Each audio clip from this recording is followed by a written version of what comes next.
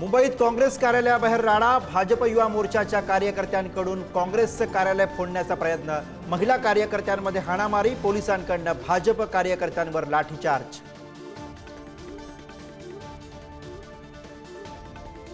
बीड सरपंच हत्येवरनं अधिवेशन तापलं, वाल्मिक कराडच्या अटकेसह न्यायालयीन चौकशीची संदीप क्षीरसागरांची मागणी, तर धनंजय मुंडे यांची मंत्रिमंडळातून हकालपट्टी करण्याच्या मागणीवरून आव्हाड आक्रमक। अधिवेशन संपताच लाडक्या बहिणींचा डिसेंबरचा हप्ता खात्यात जमा होणार, मुख्यमंत्री देवेंद्र फडणवीसांची माहिती, तर कठोर नियमांचं पालन केल्याचंही केलं स्पष्ट।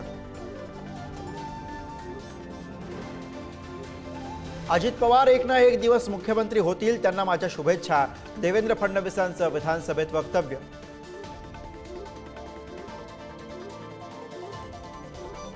पवार साहेब मार्केटवाडीत गेले आणि ईव्हीएम वरती बोलले, याचं आश्चर्य, ईव्हीएम संदर्भातील विरोधकांचा फेक नॅरेटिव्ह खोडून काढणार, मुख्यमंत्री देवेंद्र फडणवीसांचा विधानसभेत निशाणा।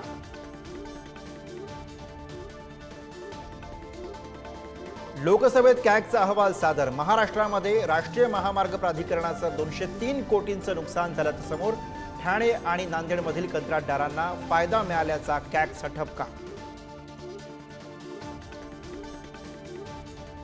केंद्रीय मंत्री नितीन गडकरींना उच्च न्यायालयाची नोटीस, लोकसभा निवडणुकीमध्ये नियमभंग केल्याप्रकरणी याचिका, मुंबई हायकोर्टाच्या नागपूर खंडपीठाकडून गडकरींना उत्तर देण्यासाठी नोटीस। पुण्यात पीएमपीएल बसमध्ये छेड काढणाऱ्या दारुड्याला महिलेने दिला चोप, महिलेनं दारुड्याला केलं पोलिसांच्या हवाली।